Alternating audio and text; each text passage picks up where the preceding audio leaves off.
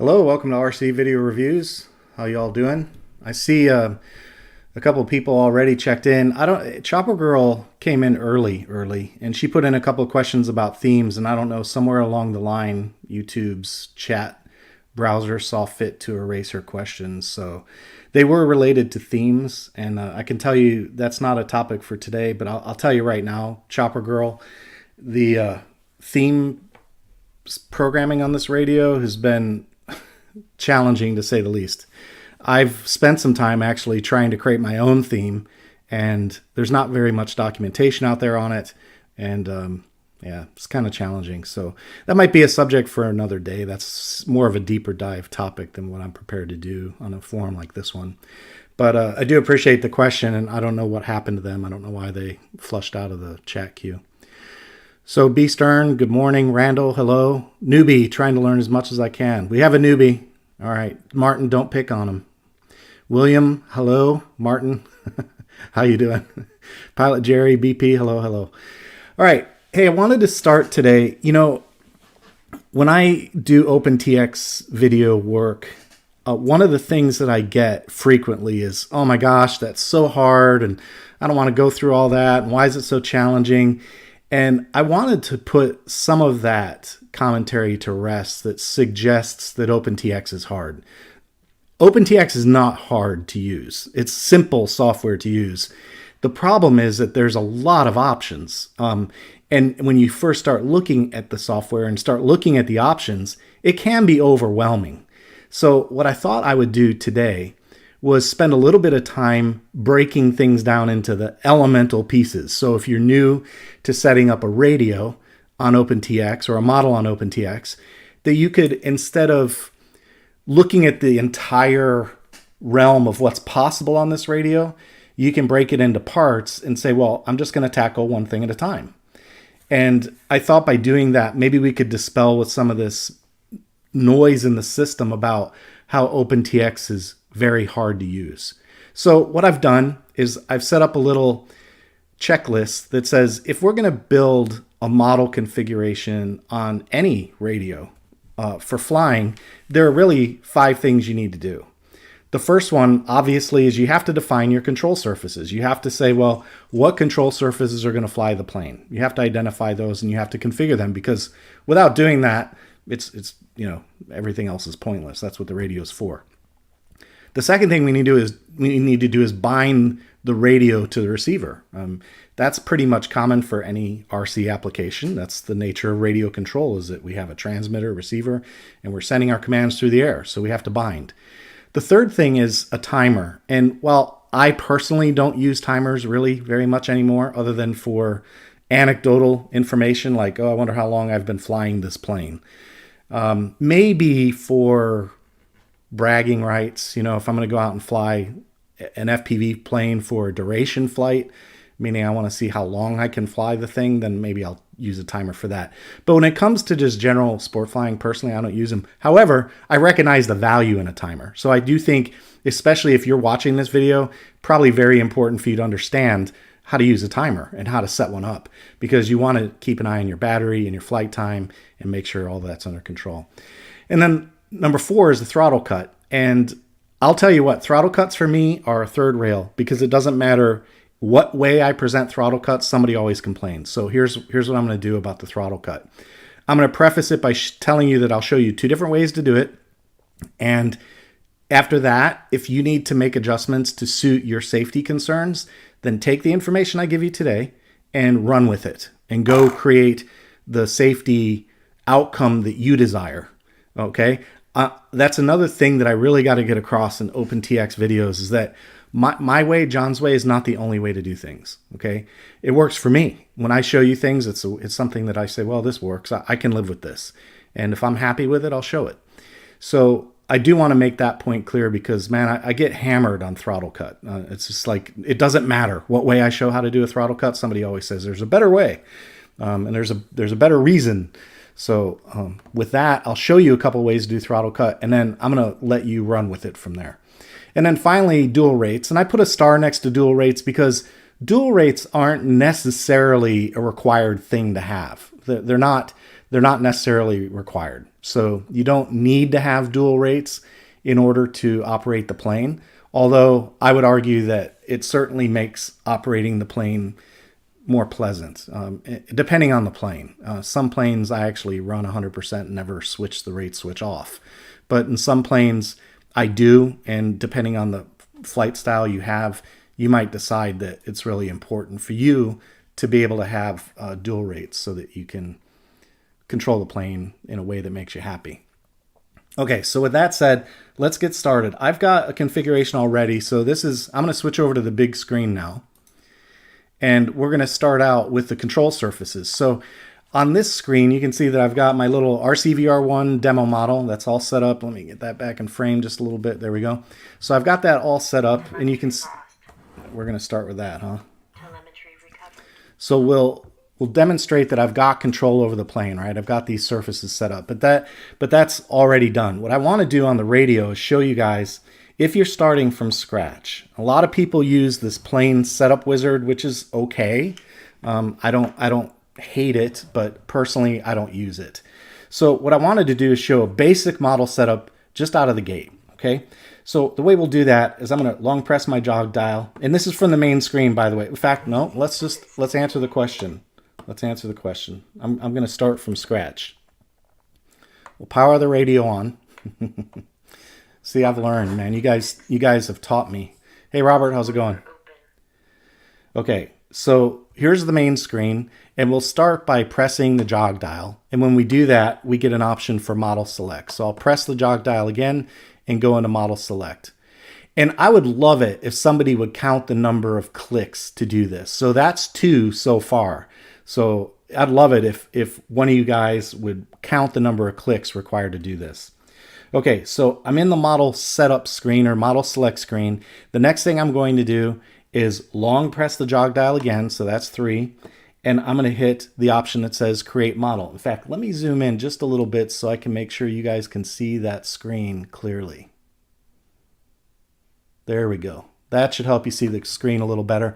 So now I'll press the button again, and we're under create model. And what that'll do is bring up a wizard. But for me, that's it. I stop right there, and I'm going to back out right here. I'm going to hit the return screen, the return button, and I'm out. And you can see that I created a new model right here. That's my new model. Now, when I hit return and press the model button, I want to show you guys, look, all 4 of your basic controls are already entered for you. All 4 of your inputs are in your mixer line for you, and your outputs will be set up, everything zeroed out. So right there, you have a model configuration. So what was that? 7 or 8 clicks? 7 or 8 clicks? And look, you can see that I've got outputs on my radio. So, that's point number 1. I get this question all the time. Well, OpenTx is so hard, it's so challenging. We just created a model configuration, a functional model configuration with like 7 or 8 clicks. That's it. So don't say it's hard. It's different. Different's fair. Different's fair. I can live with somebody saying OpenTx is different from what I'm used to, and for that reason it makes it a little challenging. That's fair. Yeah, I get that one. But it's not hard. I mean, we just made this model from scratch in 7 or 8 clicks, and that's it. Okay, so let's go back, and I'm going to go back to the blackboard and point out that the first thing I said we need to do is do control surfaces. We just did that. So I've got elevator, I've got elevator, I've got aileron, I've got throttle, and I've got rudder. Okay? Piece of cake. That's not hard to do. Okay, the next thing I want to show you is in the model setup, we're going to bind. We're going to do a bind. And for most, you guys got to understand that OpenTx, the nature of OpenTx, one of the early platform adopters was FreeSky. So FreeSky and Turnigy, FreeSky came out with the Taranis, Turnigy came out with the X9. What was that? Not the X9. It was a 9XR Pro or something like that. But that was one of the early adopters. But FreeSky was one of the early adopters of OpenTx. And because of that, a lot of what we see in receivers and processes comes from the way FreeSky defined it. So on the last Pilot Jam on Friday, we had kind of a long conversation about this, about divisors and telemetry and how the process, even on Radio Master, looks a lot like it does on FreeSky. Well, FreeSky was the initial platform for OpenTx. So for that reason, a lot of what we do comes from the method that we used when we used FreeSky equipment. Even though this is a Radio Master radio and OpenTx is open source, the genesis of the whole thing was based on FreeSky equipment. So we use FreeSky processes quite a bit, even today. So the next thing I want to do is show you the bind. And all I'm going to do, by the way, just in the spirit of being completely transparent about the process, we're going to hit the model button from the home screen. And that brings us to our model setup tab. And all I'm going to do is scroll left. And you can see I've got my internal RF and my mode is off. So all I'm going to do is press on that, and I'm going to turn the internal module on, and I got to select a protocol that works for the receiver that I'm using. And in my case, it is the FreeSky S6R. So I have to find that. There's FreeSky RX, FreeSky XD16. Now, one thing I'll tell you guys about this, and this is a little pro tip, okay?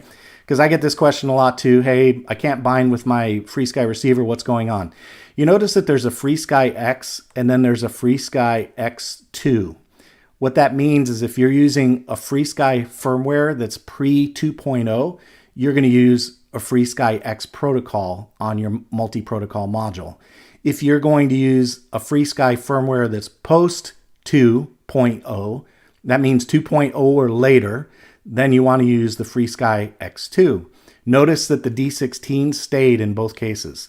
So my receiver is a pre 2.0, so I will use FreeSky X to bind, okay?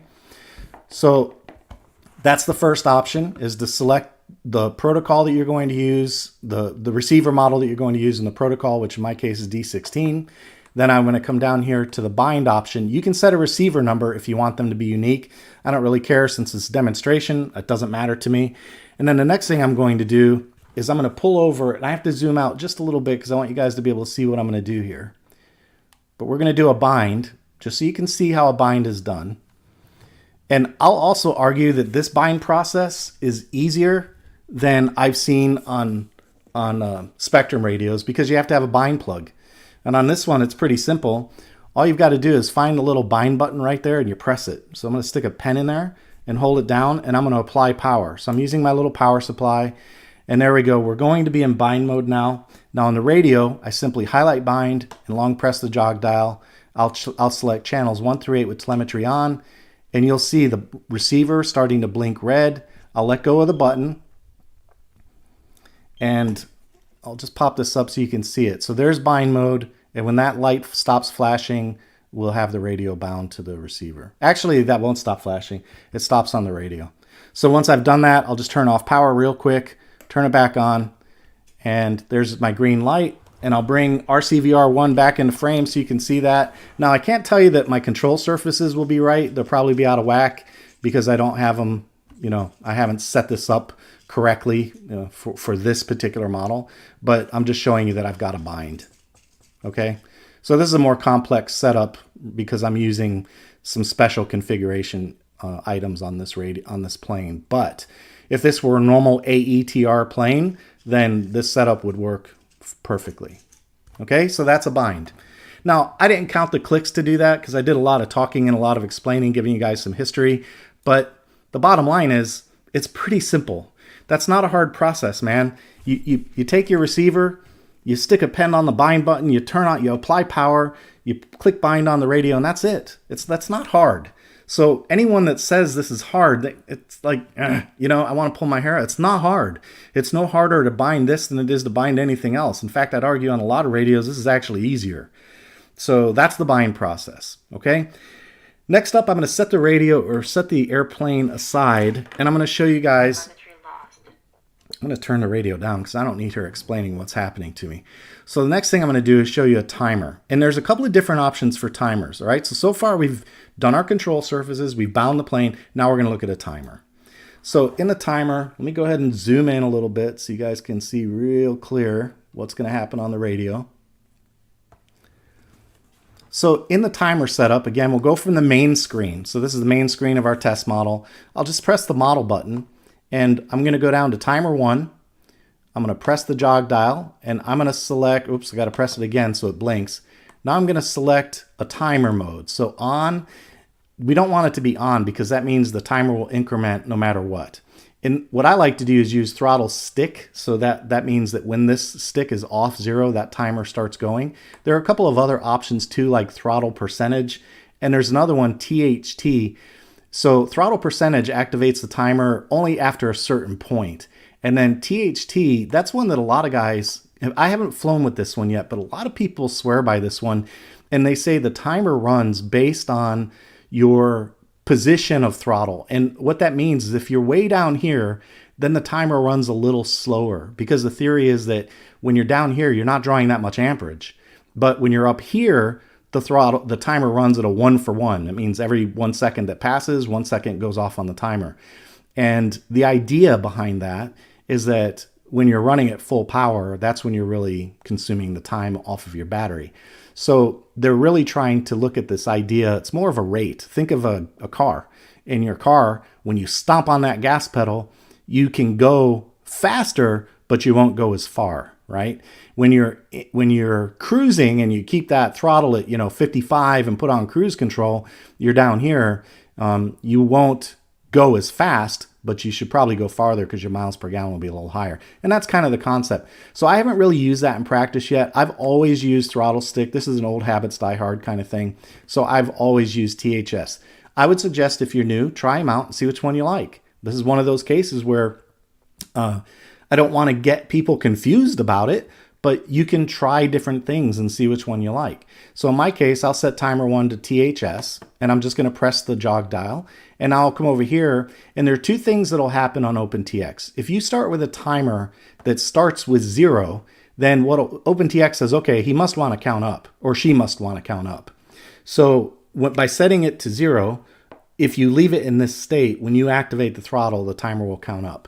But if you want to set a countdown timer, which is what most of us probably use, you just go in here and click until the field starts blinking, and you just spin the dial until you get the time that you want. So let's say I want a timer that says, I don't know, 7 minutes and 30 seconds. That sounds good. So that's it. Now you can give it a name too if you want. A lot of times I give mine a name. I'll call it flight timer. I'm just going to call it I'll just call it FT for now. And I think I missed that. I think that's an E.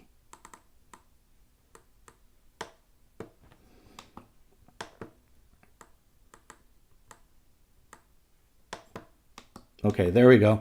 So there's my flight timer, THS, 7 minutes and 30 seconds, and I named it flight timer. Okay, now the next thing we got to do is we're going to go down, and I want to show you guys, this is another pro tip, okay? And let's see, we'll go down to the source, the throttle source. Where are you? Source, throttle. So a lot of people by default will leave this on the throttle input, and I recommend against that. What I recommend doing is setting this to be channel 3. And or whatever channel you put your throttle on. And the reason I say that is instead of using the stick, by using channel 3, what happens is the timer will only activate if channel 3 has output. If channel 3 doesn't have output, then it's not going to activate. And that becomes important when we do a throttle lock. Okay, so that's it. That's a timer setup. I mean, guys, we did 3 things. And I would argue you're going to have to do these 3 things on just about any radio. One, we set a mode and a time, right? So we said, well, we want it to work with the stick, and we picked a time, 7 minutes and 30 seconds. We named it, and then we picked a source. We said we want the timer to work off of this source. Now, if you're a glider pilot and your throttle is over here, you might say you want it to work off of this source, right? And that's see, this is where OpenTx starts getting people, because they see all these options and they say, well, it's so confusing. And I do understand that if you're new, I get that, but just understand it. You can pick whatever you want. So in my case, I've got throttle set up on channel 3. So I'm going to use that as my source. That's how I want my timer to activate based on what's going on with channel 3. Okay. So with that done, I'll go back out to the main screen. And of course we got to set a little timer on the screen. So I'm just going to do, let's see here, on the screen, I want to set up widgets, and I want to put my timer on the screen. So we'll just do that real quick so you guys can see the timer. There's timer 1. and it says source timer 1. So I'll exit out of that, and there we go. So there's our timer, and you can see that it's counting. It was counting up. So we'll reset that now. And one way you can reset the timer really quick on OpenTx from the home screen, just long press your jog dial and hit reset, and we'll say timer 1. You can also do it with a switch, but that's one way to do it without having to set up a switch. So there you go. Now you can see that we've got 7 minutes and 30 seconds on our timer. It says FT. When I activate the throttle, you should see that countdown down to 0. Okay, so real simple to set up a timer.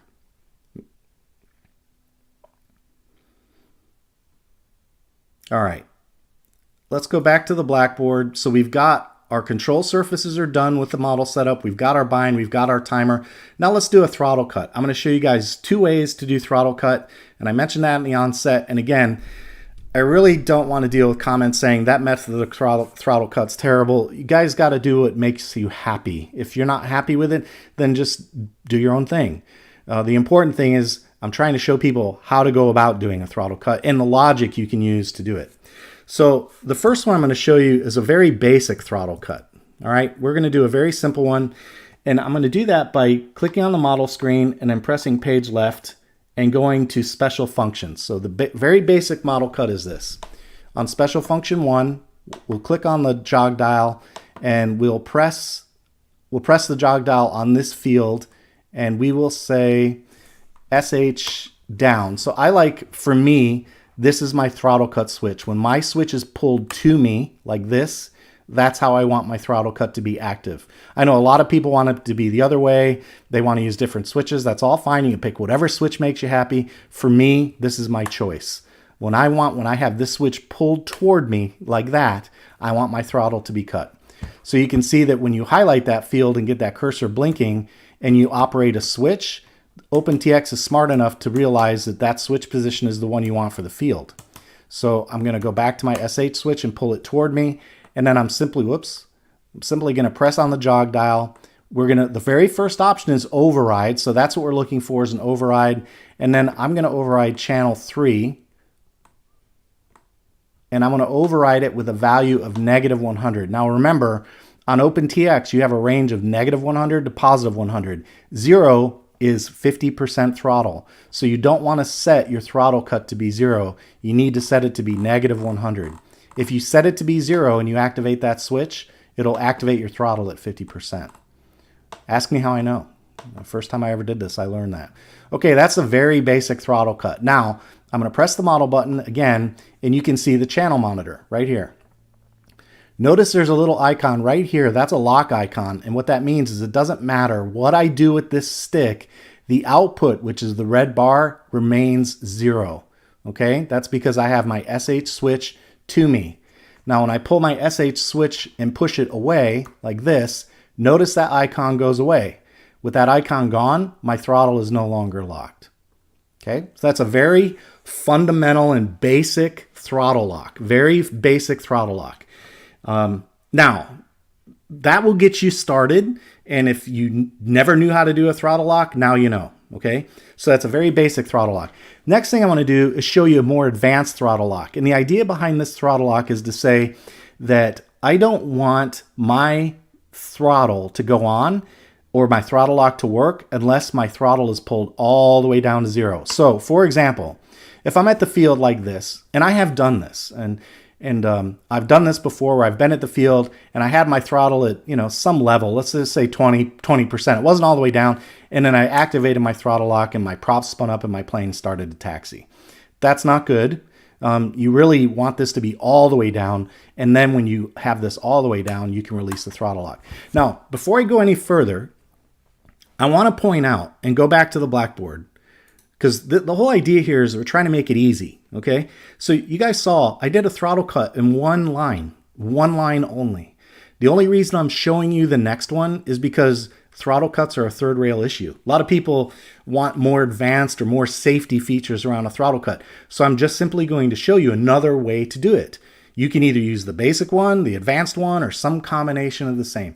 I really, when it comes to comments, What I don't want to get into is the whole, well, my throttle cut needs to do these 7 extra things. I don't care. It doesn't matter.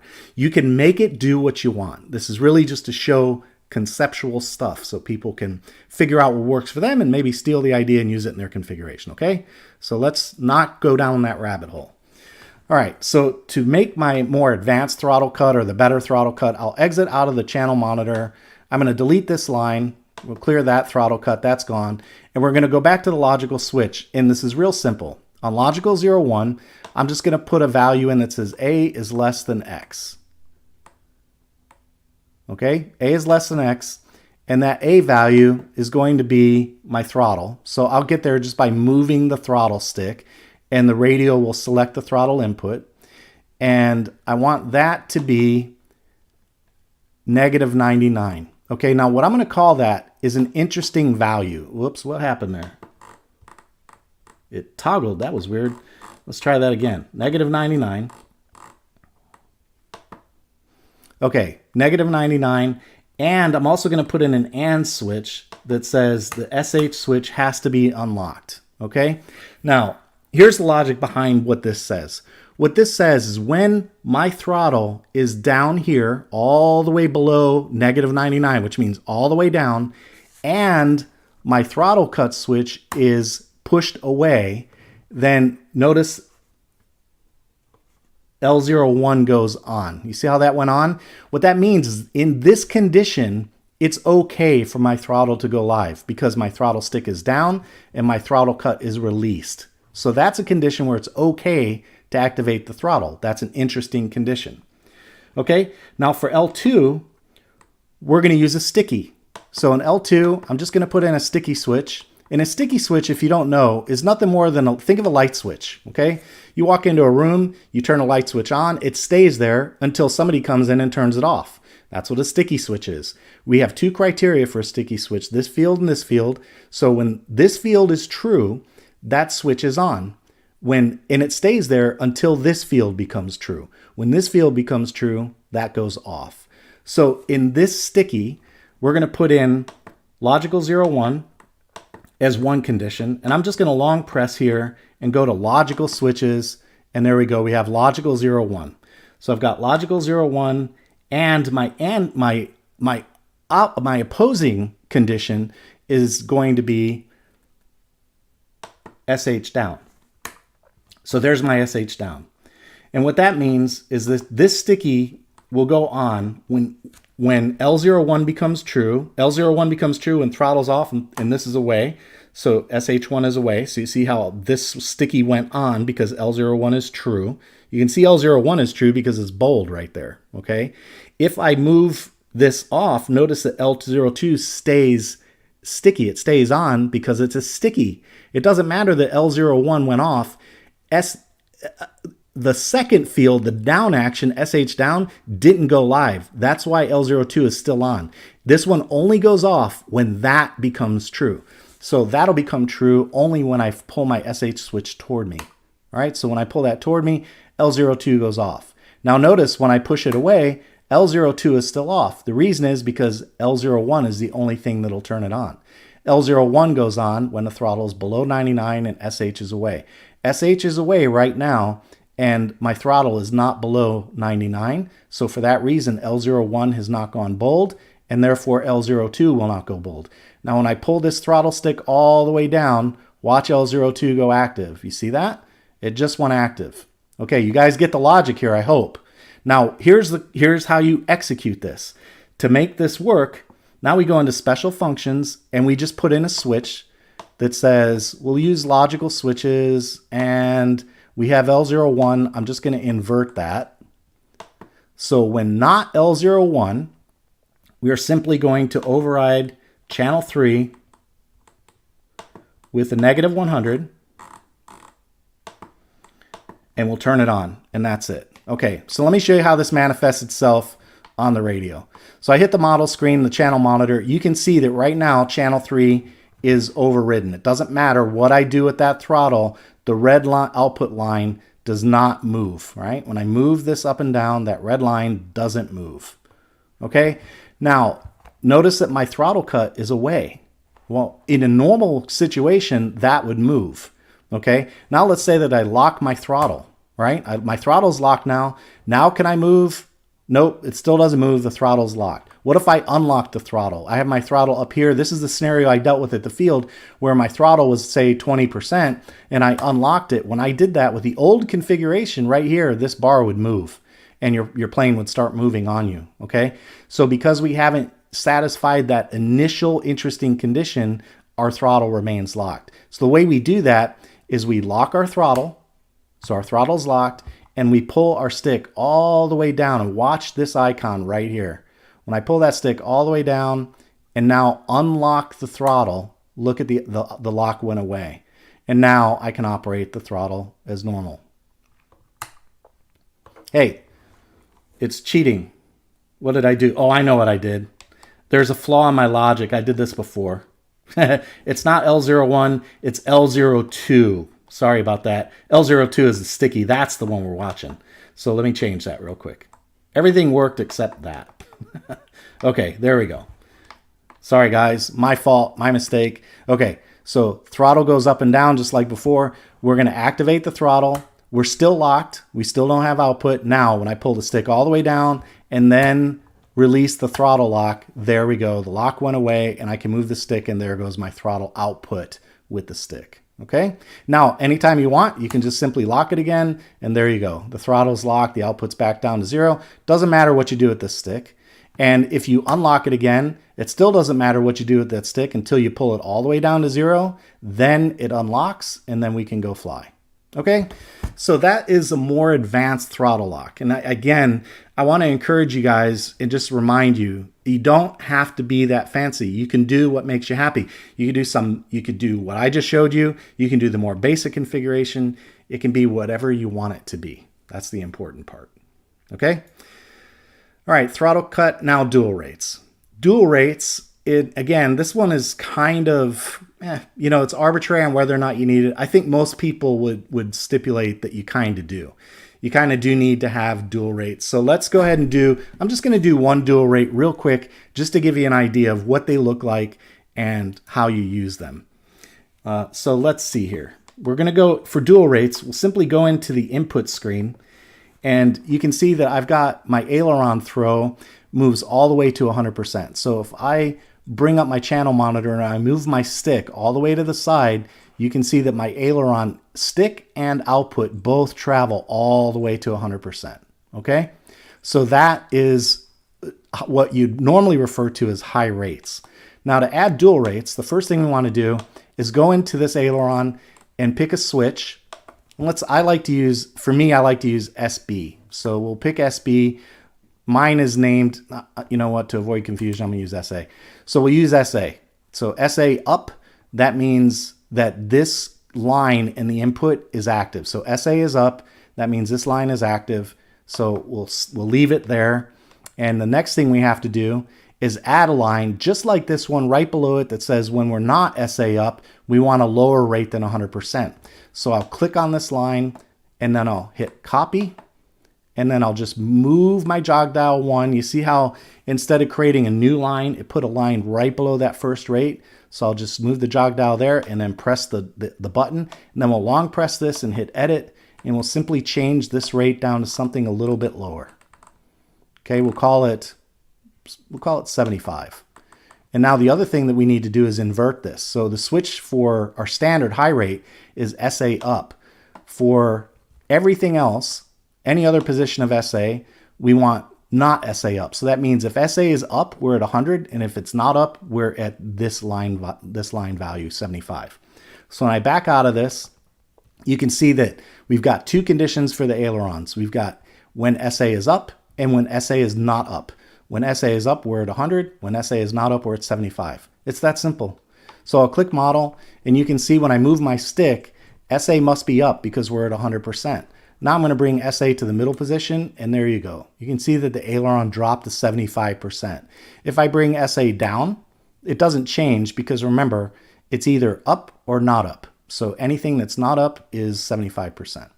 And that's it. And by the way, just to add a little bit of extra fun, you can put your switches You can either make all of your rate switches the same, so you can put them all on SA, or if you want, you could put your elevator on SB and your throttle or your rudder on SD.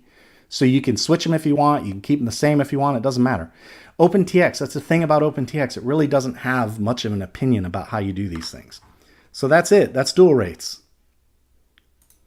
Okay, so basic setup requirements. How long has this video been going on? We've been going for 35 minutes, okay? We've already set up our radio with control surfaces. We've done a bind. We've set up a timer. We've set up 2 different throttle cuts, and we've set up dual rates, 35 minutes, and that's with me explaining it as we've gone along. So if you're brand new to OpenTx, and you decide to go in and make a configuration like this, and you're not explaining it, you should be able to burn through a configuration in a matter of 15 minutes, 20 minutes tops, especially once you learn how to do it. And we just went through all the basic steps that you need to cover: control, bind, timer, throttle, and rates. Okay. That's all I had in terms of content for today. I'm going to scroll back, and I know I haven't touched the chat window at all yet. So I'm going to scroll back and I'm going to see if there are some things that I need to address. And I'll start out by definitely asking you guys, hit that like button. We've got 40, 50 viewers right now and 35 likes. So it'd be very cool of you if you'd hit that like button. That's very helpful for the channel. All right, let's see. I'm just going to go back. Do you bother updating the firmware for the RX? B Stern, let me tell you about that. And Bing says, what does AETR stand for? So let me tell you about that. Firmware, I don't bother with firmware unless it gets me something. So unless I get something out of the deal, I don't like to upgrade my firmware. So that's where I stand on firmware. When it comes to these radios, I tend to leave things alone unless it gets me something. So Bing says, what does AETR stand for? That's aileron, elevator, throttle, and rudder. And I would like to show you guys something, because this is another area that I see all the time that people get kind of confused on. And that's the default modes. Do you see this option? Oh, let me scroll to the big screen here. Let me scroll to the big screen. You see this option? This is in the system. Let me back up. So press the system button, and then we'll scroll right to the system radio setup page. And then we'll go all the way to the bottom. And you see this default channel order AETR. A lot of people asking questions about what that means. You can set this to be whatever you want. So you have AETR, ATER. You can just scroll through and you'll see all the different options. TAER, it's all there. All that does is, and I'll do an example just so you guys can see it. Rita, we'll use Rita, okay? So I'll set Rita. And now what I'm gonna do is go back to my model setting and, whoops, I'm going to create a new model, model select. I'm going to long press, create a model. We're now in the wizard. I'll escape out of that. I'll escape out of that. When I hit the model button and we go to the setup screen, look what happened. We went from AETR, which is what I did when I first showed you this, to RETA. That's all that does. It doesn't do anything else. It doesn't mean that that's the only way you can fly your plane. All it does is impacts the way the initial setup is conducted. So if you want to move these, you can. So you can move this and say, well, I want aileron up here. It doesn't change that, okay? Well, that's going to be a little confusing to do it that way, but yeah, that's all it does is it puts them in that order. And then when you look at the mixer, also notice it's RETA. You can move these here too. If you don't want rudder to be on channel 1, just move it. Just say I want rudder to be on channel 8. There you go. So I'm now on channel 8. And if you want A to be back on top, you can click on this and hit move and move it back up to the top to channel 1. That's all that does is AETR in the system screen. It establishes the default for when you set up a model. All right. Let's see. Which D16 protocol is the RM161? It's X, John. It's FreeSky X. And that's another one. John brings up a good question. I want to talk about that too, because I get that question a lot. When you guys are figuring out what's going on with binding, look, man, there's normally 2 options, right? So if you're having a problem, what I can tell you is that the bind options are always pretty much the same. But if you're having a problem, go down into the setup. Where is it? Did I skip past it? Oh, I'm on a new model. That's why. Go into your internal RF, select multi, and then pick one. Just go in and pick one. This is one thing I want to encourage you guys to start doing. Just pick one. So let's see. Free Sky. Did I pass it? What the heck is going on here?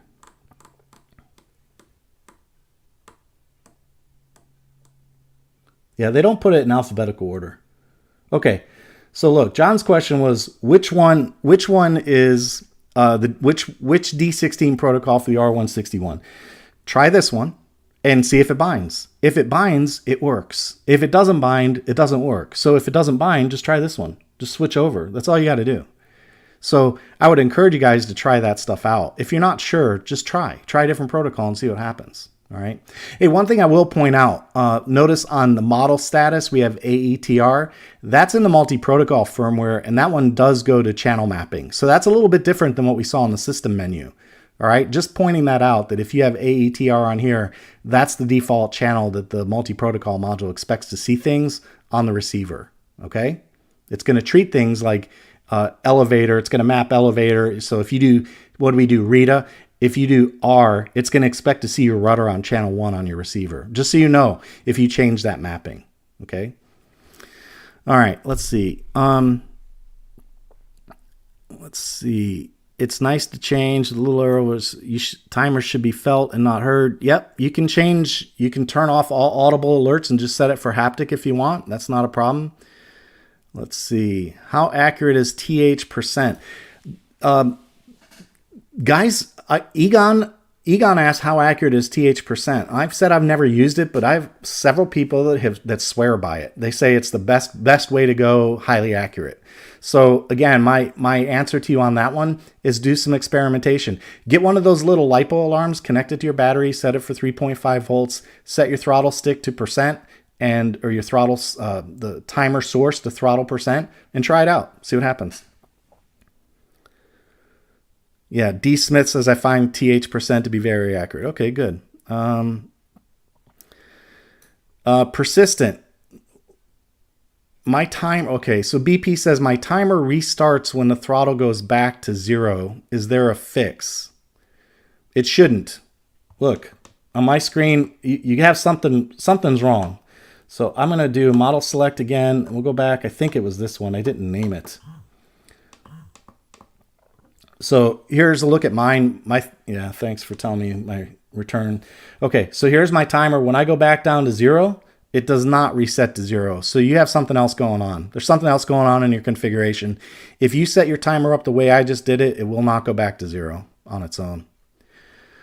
I have persistent box checked. Perhaps try that. No, persistent is not the answer. Persistent is if you want to keep your count up timer over reboots.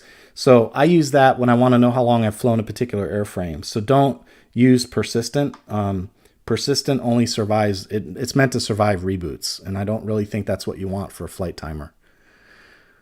Okay, can I make my motor throttle channel go from 0 to something like 70 output for full stick deflection? Sure, yeah, you can. You go into outputs. That's the limit. That's the limitation on outputs. So if you want to limit on your motor channel to be 70%, you would be something like 50. 50 on the outputs for the throttle will give you about 75%. So you just come in here and set that. And by the way, you can set this to be a global variable too if you want. So let's set that to 75 and then we'll look at the model monitor. See that? The output stops right at 75%. So yep, you can absolutely limit your throttle output.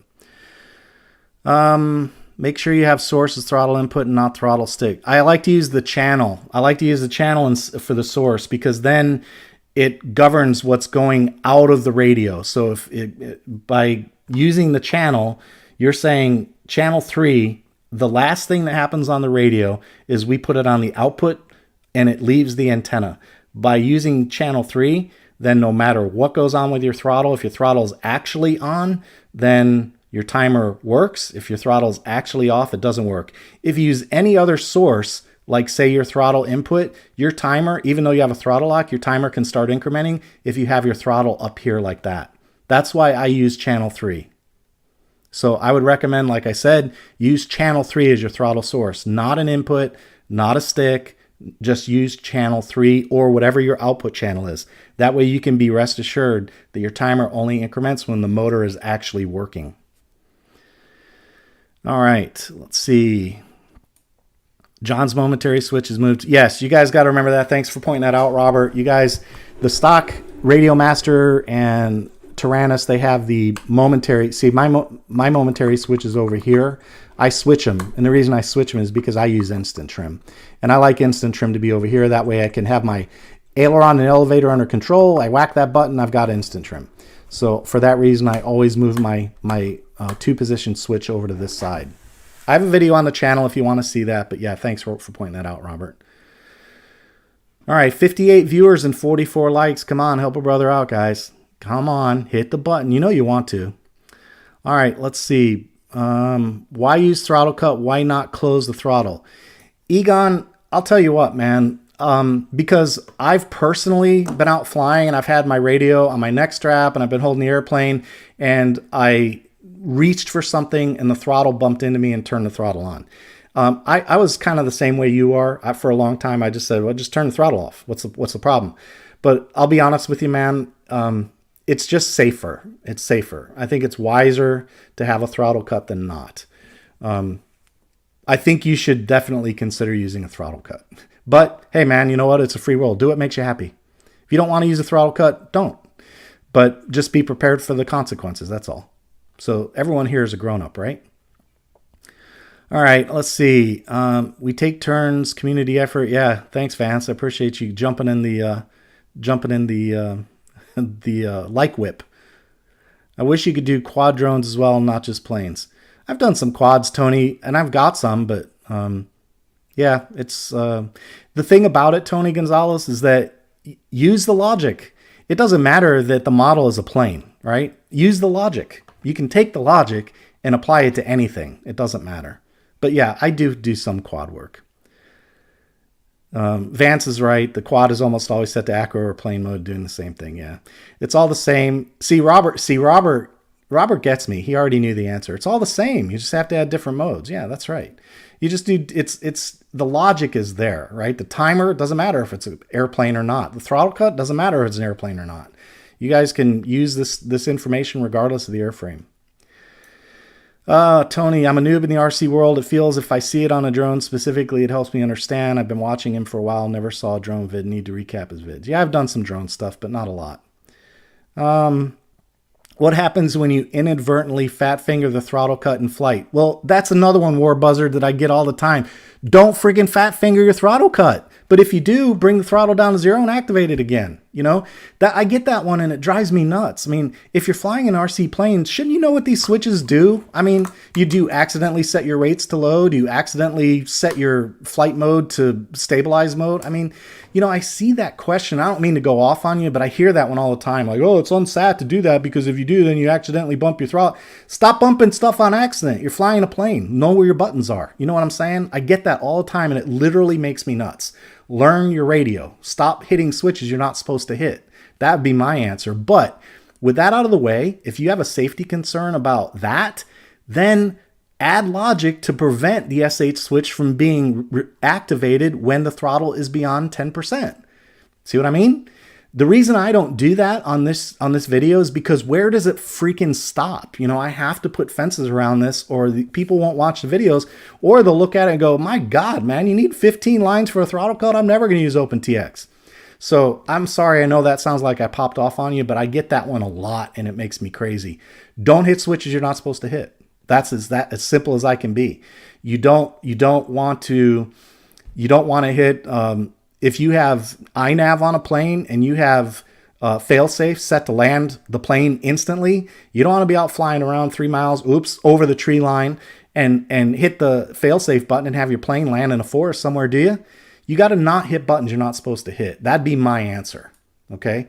But the answer is, yeah, you can also do that. You know, if you accidentally kill your throttle, just bring the stick down to 0 and activate it and you're back in business. I could do that literally in 1 second. I'd never even notice it. So my main line is don't hit buttons you're not supposed to hit. All right, let's see. Tony, is there a way to bind a Potentic D88? You guys got to go to the multi-protocol protocol page to figure that out. There is a Potensic receiver in there. I don't remember what they all are off the top of my head, but you got to go to the multi-protocol protocols page and you can find out what's supported. Oh, let's see. Use a notebook for a cheat sheet, or you can use a checklist, or you can use switch protection when you turn the radio on. There's a lot of different ways to get a little help on where these switches need to be when you first start up. All right, Mertzama, hey, I put in an order on Sunday for OMM2 spare parts. I use affiliate link. Hopefully this is, oh yeah. Hey, appreciate that, man. Thank you. Yeah, if you guys use the affiliate links, that really helps the channel out.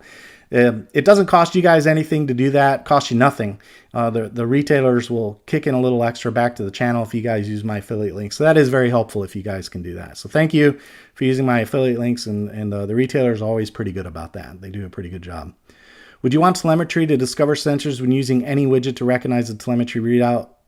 Would you want telemetry to discover sensors then? Yeah. Whenever I add telemetry, the only way I do it is by discovery. And the reason I say that is because I've tried adding sensors manually and always had problems. Whenever I discover them, if they discover and work, then they work. So I always use discover.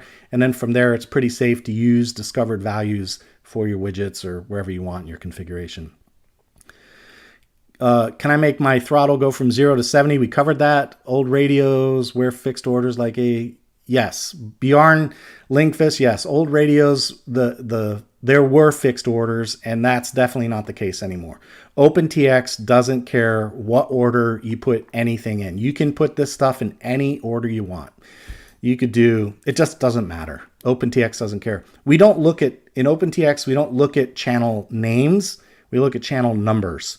So you have channel 1, 2, 3, 4, 5, 6. You can put whatever you want on those channels, however you want to do it.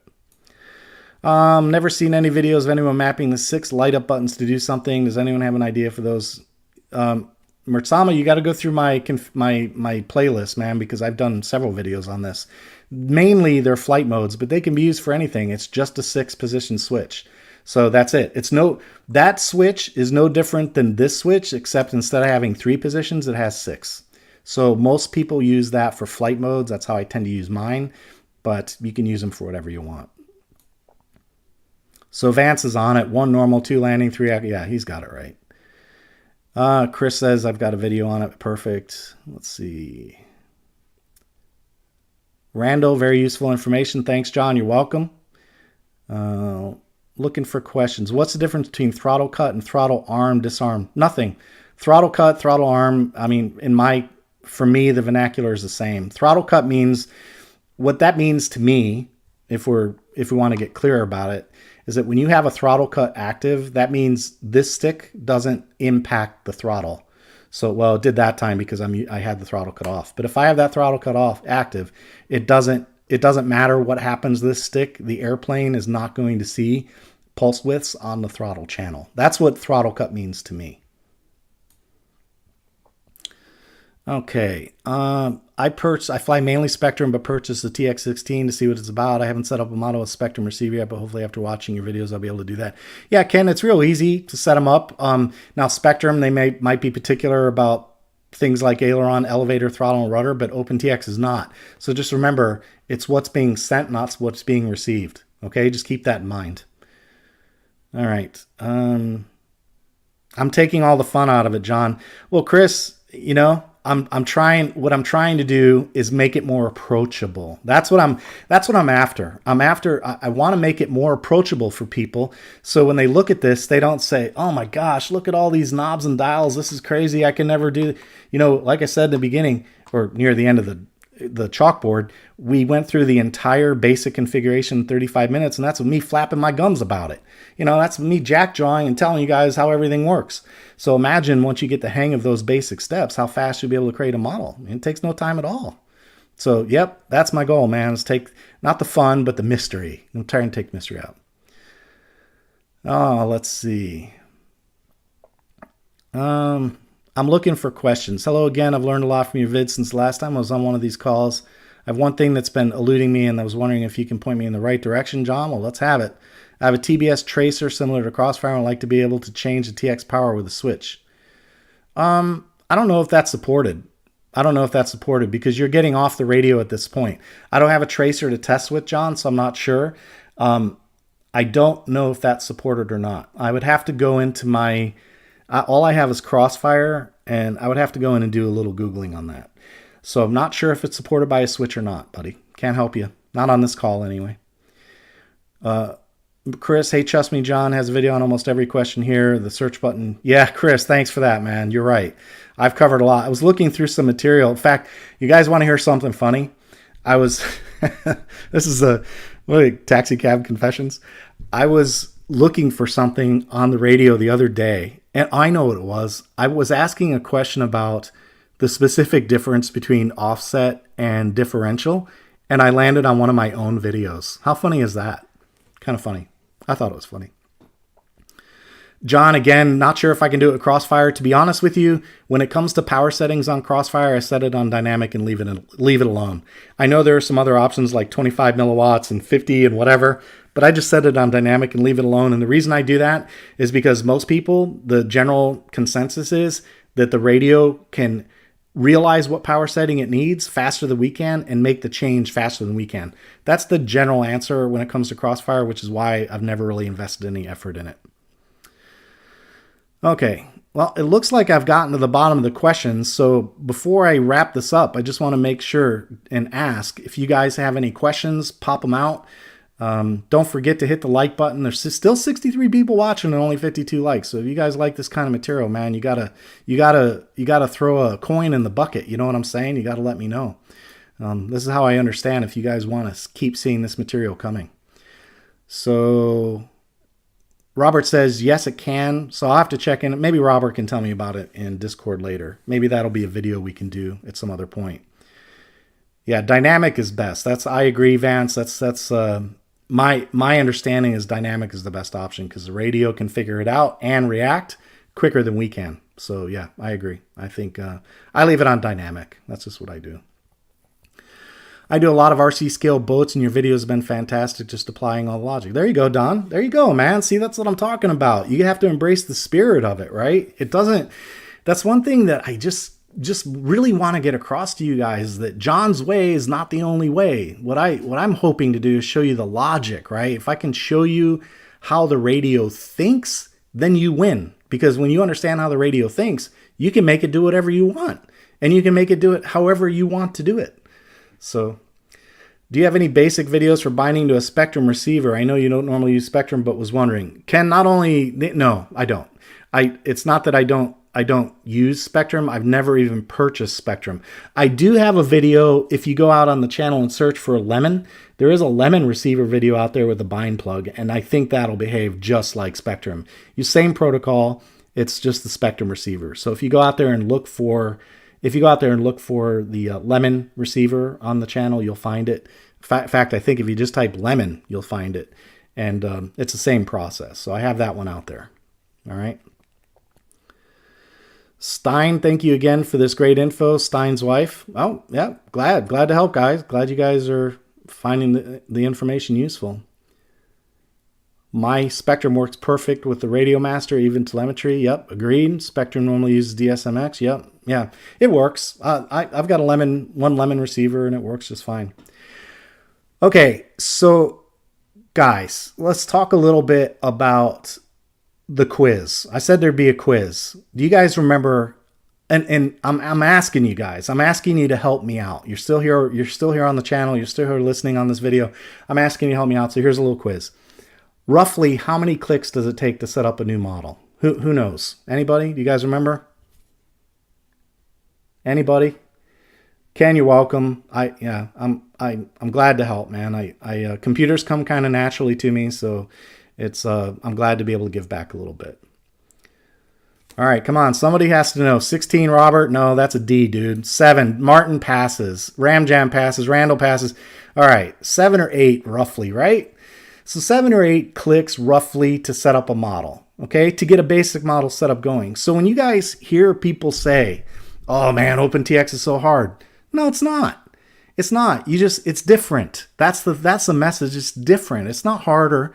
It's different than what you're used to. So, and it has more knobs and dials. There's no question about that. It definitely has more knobs and dials. So, but that doesn't mean you have to use them all. I mean, think about your own car. I mean, how many of you have a car with one of those the driver information centers that have, 50 different options you can scroll through and set imperial, metric, and range, and distance, and reset, and timer 1, timer 2, timer. It's all the same. It's the same thing. It's all there. It doesn't mean you have to use it every time you fly. You guys saw it right here, 7 clicks, man. And we had a model built in 7 clicks. Literally took 2 minutes. So I count on you guys, man. If you're out there and you hear comments, you're watching the threads, watching the channel, you're on Discord, people ask these questions, help out, chime in and say, no, it's not that hard, man. Look, all you got to do is this and you're done. And don't be afraid to jump in there. Once you learn the basics, you can set up a model in your sleep like learning to drive a standard vehicle. Yeah, Don, exactly, man. Exactly correct. Once you get the basics, and that was the whole point of today's video, was just to cover the basics. So you guys saw the building blocks. Now, I didn't really elaborate on much other than the throttle cut, but you guys saw it all, right? You got the basics. You saw it all here. It's easy. You just have to embrace the basics. And then from there, I think one of the things that intimidates people is they get to a page like this one, Lua scripts and special functions, and they're like, what is all that? For the most part, you don't need most of this stuff. Not for a basic model configuration. So Patrick DePape, yep, 7 or 8, right? 7 or 8. Try it yourself. Try it yourself and count and tell me. So all right, that's it for the quiz, guys. Hey, I appreciate your attention and for joining me today and sticking with me. It was good class, good questions. I'm glad you guys stuck it out to the end. I hope you enjoyed the video. Make sure you give a thumbs up on your way out the door. I'd appreciate that. And don't forget to leave a comment in the comment section too after the video. That always helps. And if you're not watching, I've been doing prize announcements. Now, you guys mostly know there's a method to my madness. So while I'm doing these prize announcement videos, I'm giving you a little tip. Don't be surprised if those come into play later. Don't be surprised if they come into play later. So it might not be a bad idea to watch those videos. You get what I'm saying? Wink, wink, nod, nod. So always a method to my madness. Make sure you check out those videos if you haven't already. Yeah, Robert's being a wise guy. He's not wrong though. You can once you get a basic template set up, that's how I do it. I don't use any model setups anymore. I simply create a basic model that I like. I pick it and I hit copy model, duplicate model, and I go from there. So if I have an S6R radio with say 4 channels, like my Leader 480, and I'm making something with 4 channels in an S6R, all I do is copy my Leader 480. I reset my trims, I reset my sub trims, I reset the weights, and I go from there. Yep, definitely the way to go, Robert. You're not wrong about that at all, my friend. All right, guys, that's all I've got for today. Thanks for hanging with me all the way to the end of this video. I hope you liked the content. Drop a thumbs up, leave a comment after the thing, and that's all I've got for today. Take it easy.